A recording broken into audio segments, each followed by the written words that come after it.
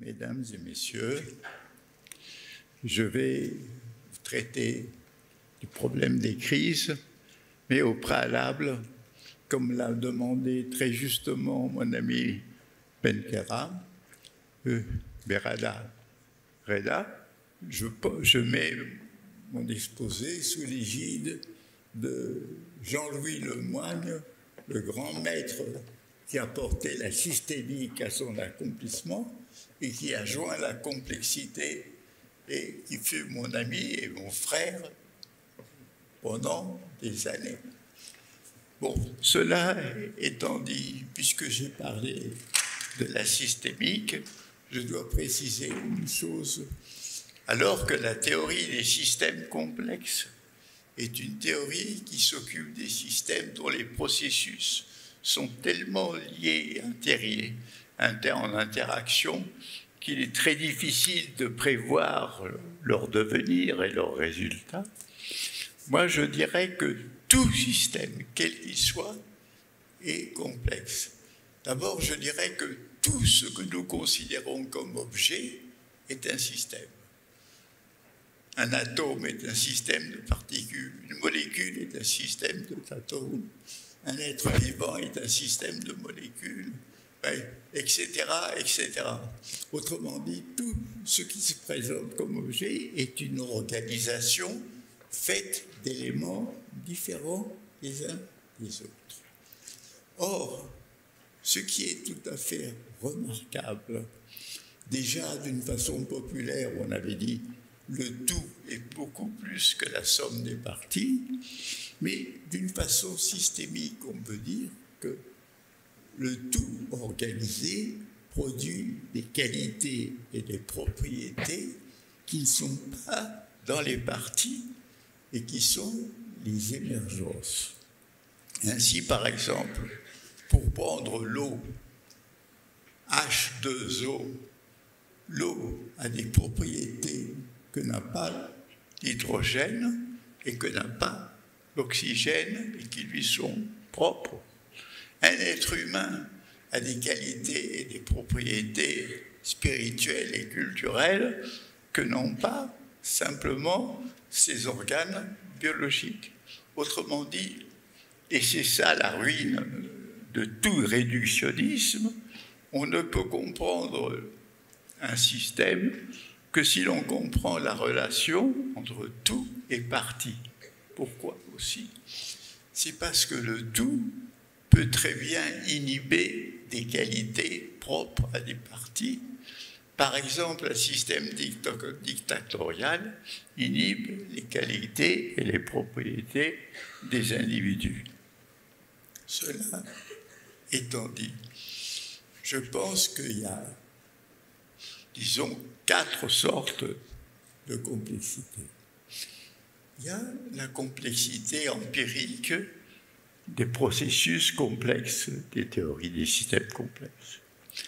Il y a la complexité empirique du fait que les connaissances énormes qu'ont accumulées les disciplines se trouvent compartimentées les unes par rapport aux autres, et dès qu'il s'agit de traiter un problème important comme qu'est-ce que la mondialisation, qu'est-ce que l'homme, qu'est-ce que la mort, que ça, nous avons à ce moment-là l'impossibilité de relier ces connaissances. Donc, l'objet, un des objets empiriques de la connaissance complexe, c'est ce que j'ai appelé la reliance, la capacité de relier des connaissances séparées pour traiter un objet important. D'autre part, la complexité a un caractère logique. Je viens de vous le montrer en parlant d'émergence. Ça veut dire qu'il est impossible de déduire par la logique les qualités du tout à partir des qualités des parties. Donc ce problème logique, nous allons le retrouver dans l'apparition des contradictions au cours d'une investigation rationnelle.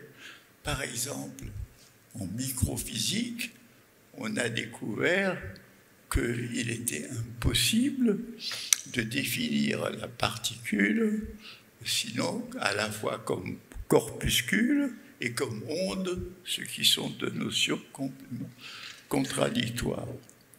Mais en fait, comme l'a bien montré Niels Bohr, le grand fondateur de cette théorie microphysique, cette chose peut se retrouver aussi à l'autre niveau.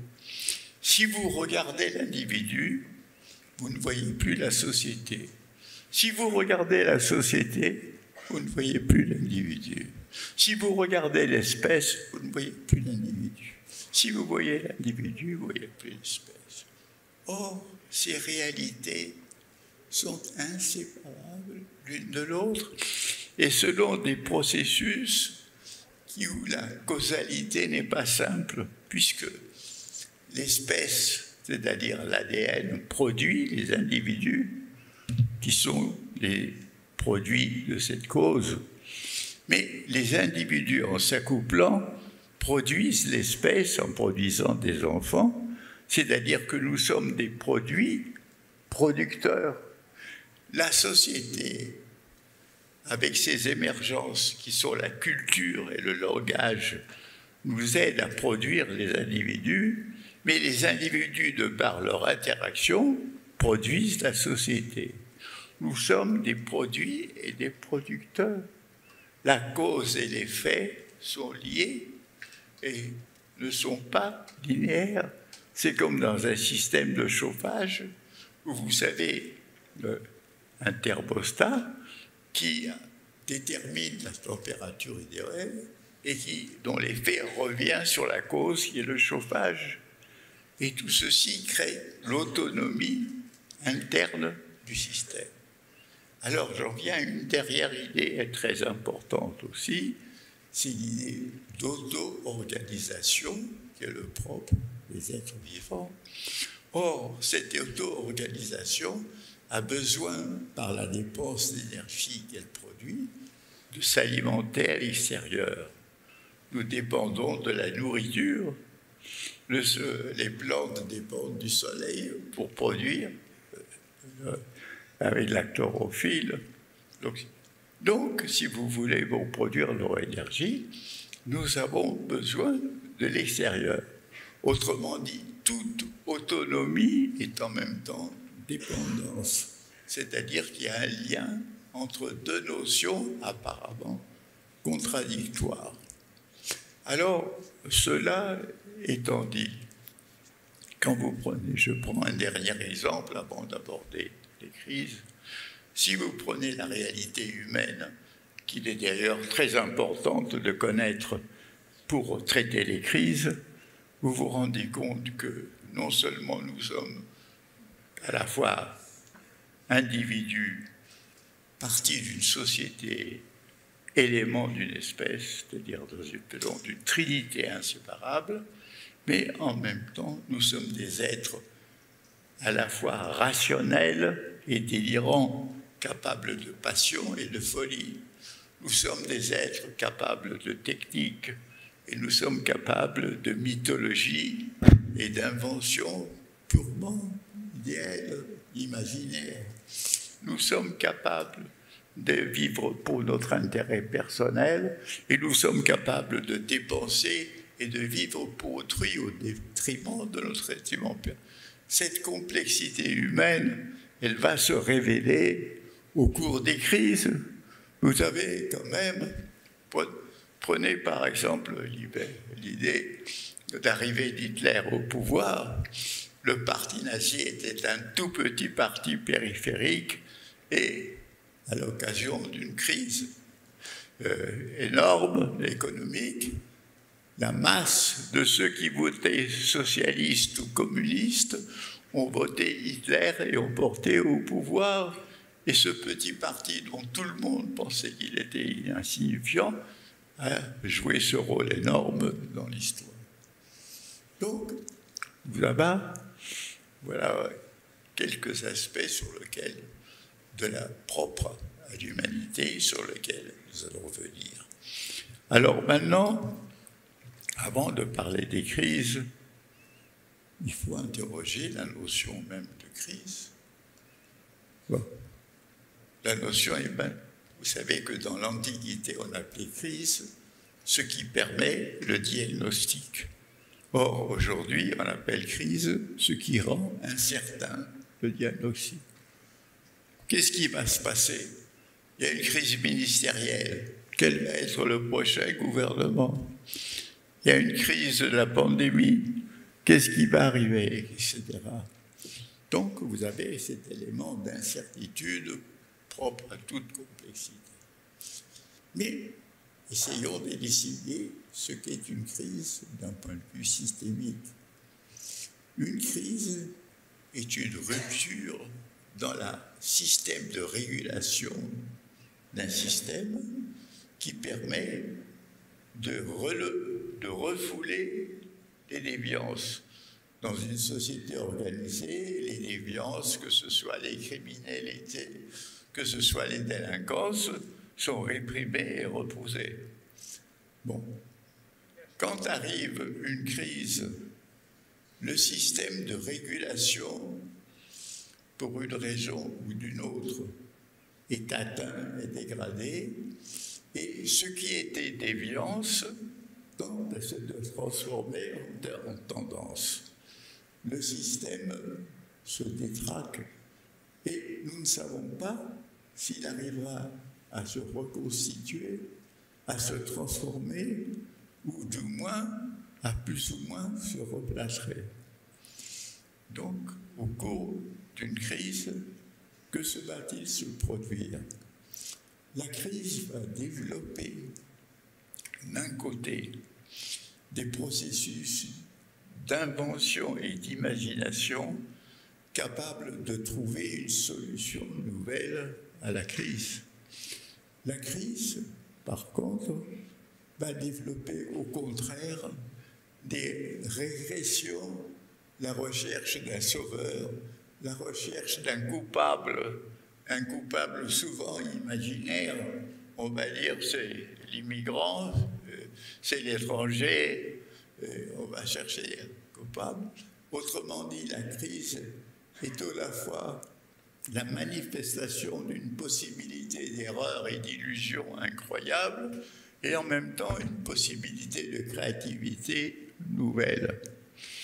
Cela étant dit, nous allons aborder les crises du monde contemporain. Ces crises, la tragédie, c'est qu'elles se combinent et se multiplient les unes les autres. Vous savez, à partir du moment 1945 de la bombe d'Hiroshima, où le sort de toute l'humanité s'est trouvé menacé éventuellement par un conflit nucléaire, on peut dire que l'humanité est entrée dans une crise latente que peuvent réveiller un peu des phénomènes comme pendant la guerre froide, la crise des fusées de Cuba, bon, ou autre. Vous avez aussi la crise de la mondialisation, d'une mondialisation qui s'est faite essentiellement sur une base techno-économique, et qu'il a suffi que la pandémie arrive pour qu'il y ait une rétraction des nations les unes sur les autres, et pour que, avec en plus l'arrivée de la guerre d'Ukraine, il y a une perturbation dans l'ensemble des communications qui constituent la mondialisation, et on peut se demander si on arrive à une régression de la mondialisation, et jusqu'à quand et dans quel domaine. Ce qui est intéressant dans la crise issue de la pandémie, c'est que ce n'a pas été seulement une crise médicale, une crise provoquée par l'absence de masques au départ, ou l'absence de remèdes connus. ce n'était pas seulement une crise où la médecine la plus avancée n'était pas capable de traiter un virus d'un type nouveau qui était le coronavirus, lequel en plus n'a pas cessé de se muter et de provoquer de nouvelles maladies. C'est que cette crise médicale a provoqué une crise sociale. L'enfermement peut produire des crises domestiques chez les ménages et dans les familles. Il a produit des crises dans la perte de la relation directe de chacun avec son travail. Il a produit des effets multiples sur le plan social, politique, économique. Et cette crise de la pandémie est arrivée au moment où se déchaînait depuis les années 70 du siècle passé, c'est-à-dire depuis le rapport Meadows, au moment où se déchaînait la crise de la planète, qui n'est pas seulement la destruction de la biosphère, qui a aussi des effets délétères sur la civilisation et l'humanité, avec les énormes pollutions urbaines, avec la pollution des lacs, des rivières, des océans, avec la pollution des terres sous l'industrie industrielle, sur l'agriculture industrielle, qui stérilise les sols et produit des effets parfois néfastes à cause des pesticides. La crise, disons, écologique a produit quand même des effets de plus en plus inquiétants, aggravés par la crise climatique que nous pouvons vivre depuis 2 ans et particulièrement cette année. Donc, nous sommes confrontés en tant que nation, en tant qu'humanité, à ces crises et l'humanité n'a pas les moyens de les traiter. L'ONU est impuissante, les réunions entre les États aboutissent à de très faibles résultats. Il n'y a pas d'autorité capable de traiter cette crise. Et voilà qu'éclate l'année dernière la guerre d'Ukraine, cette guerre qui au début est localisée. On se rend compte très vite qu'en réalité, elle est territorialement localisée, mais elle est déjà économiquement mondialisée avec les sanctions provoquées contre la Russie, et économiquement mondialisée avec toutes les conséquences de la raréfaction des pétroles et du gaz qui provenaient des pays nordiques. Et nous nous rendons compte, que, notamment en Afrique, des conséquences désastreuses aussi de cette crise. Donc, quels sont les pouvoirs imaginatifs? Quels sont les pouvoirs créatifs? Quelles sont les organisations capables de traiter? Pour le moment, non. Est-ce qu'on voit à l'horizon la possibilité d'une paix en Ukraine? Objectivement, les conditions semblent favorables. Les armées sont de force égale. Il n'y a pas de compétition de l'un de l'autre. Il faudrait trouver des compromis, des négociations, comme souvent dans les guerres. Mais les deux adversaires sont décidés à aller jusqu'au bout, jusqu'à présent, et malgré les conditions objectives, les conditions subjectives. Donc, nous voici l'humanité en 2023 en proie à des crises qui s'entretiennent les unes les autres et où une guerre qui maintient son escalade avec les dernières nouvelles, c'est que des pays occidentaux vont livrer des avions à l'Ukraine, donc capables d'atteindre la Russie. La Chine va apporter une aide militaire à la Russie, nous avons des signes de plus en plus inquiétants. Et de plus, dans un petit livre où j'ai voulu donner mon expérience de centenaire, j'ai vécu et j'ai participé à la Deuxième Guerre mondiale en tant que résistant. J'ai très bien connu dans ma jeunesse la Première Guerre mondiale et tous les mensonges de guerre qui se sont déployés et de toutes les illusions qui sont nées. J'ai vu aussi les mensonges, par exemple, la Russie niant qu'un massacre de Polonais à Katyn a été fait par elle et l'attribuant aux Allemands.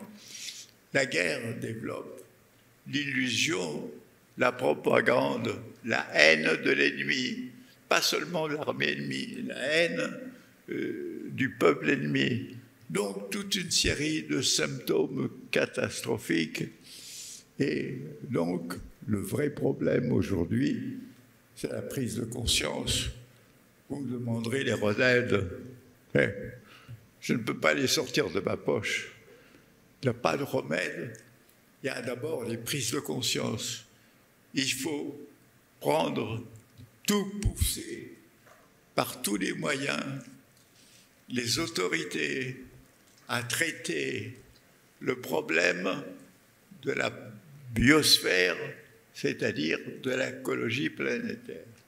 Il faut, par tous les moyens, que les citoyens et les citoyennes poussent de tous leurs mouvements pour une nouvelle mondialisation qui ne soit pas seulement de la technique, mais qui soit de la solidarité humaine. Il faut prendre conscience que toute l'humanité vit maintenant une communauté de destin.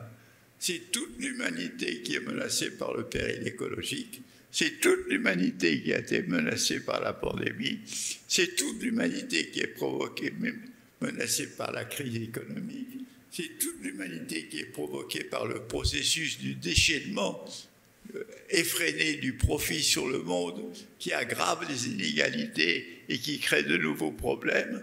C'est toute l'humanité qui va souffrir de la guerre d'Ukraine. Donc, prise de conscience indispensable à tout renouveau. Voilà, si vous voulez, mon message. Maintenant, ce que je peux vous dire en terminant, c'est que si des participants ont des questions à me poser, ils pourront le faire par écrit, et moi, je pourrai revenir, selon les organisateurs, un jour prochain pour répondre à vos questions, si que je ne les ai pas assez bien traitées aujourd'hui. Je vous remercie de votre attention.